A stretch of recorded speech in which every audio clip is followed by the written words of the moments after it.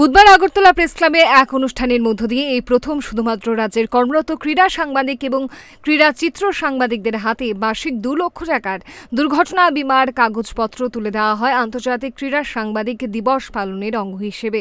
উক্ত অনুষ্ঠানে রাজ্যের 50 জন ক্রীড়া সাংবাদিকের হাতে এই দুর্ঘটনা বিমার কাগজপত্র তুলে দেন ক্রীড়ামন্ত্রী টিঙ্কু রায়।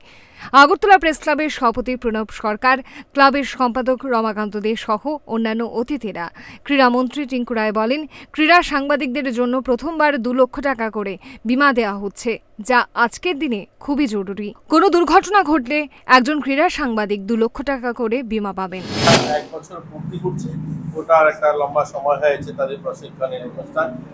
আজকের এই অনুষ্ঠানের মধ্যে দিয়ে আমি শুধু একটুকু বলবো যে আজকে যে প্রয়াস আপনাদের বিমা দেওয়া, এটা অত্যন্ত জরুরি। আমি মনে করি এই সময়ের মধ্যে যেভাবে আমাদের রোড ট্রাফিক যেভাবে বাড়ছে বা অ্যাক্সিডেন্টের যে পরিসংখ্যান বলছে, আমাদের জন্য খুব অত্যন্ত জরুরি আমাদের এই আগরতলা শহরে যারা সাংবাদিকতা করেন আপনাদের।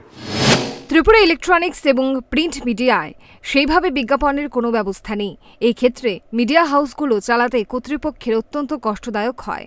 তারপরেও যারা মিডিয়া হাউসকে চালিয়ে রাখেন এবং বাঁচিয়ে রাখেন, তাদেরকেও যেন সঠিক মজুরি দেওয়া যায়, সেই প্রচেষ্টা চালাবে সরকার। কারণ সাংবাদিকরাও অন্যান্য শ্রমিকদের মতোই শ্রম দান করেন। সেই সুবাদে সাংবাদিকরাও শ্রমিকের আওতায় পড়েন।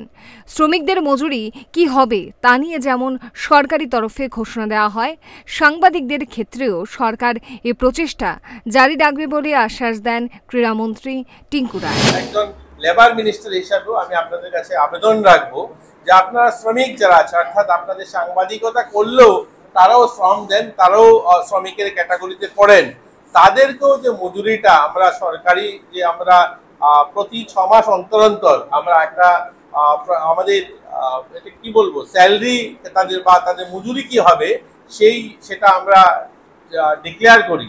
আমরা চাইবো যতটুকু সম্ভব, যদিও এখানে বিজ্ঞাপনের সেভাবে ব্যবস্থা নেই ত্রিপুরাতে, তাই আমাদের পত্রিকা হাউসগুলো বা আমাদের ইলেকট্রনিক মিডিয়া হাউসগুলো চালাতে অত্যন্ত কষ্টদায়ক হয়, আমরা বুঝি।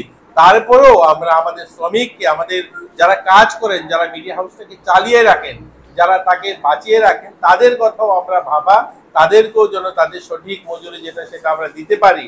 এগুলো আমরা যদি দেখি তাহলে দেখবেন আমরা যে সবার উন্নয়ন যেটা বলছি, সবকা সাথ সবকা বিকাশ, সেটা যথার্থ হবে।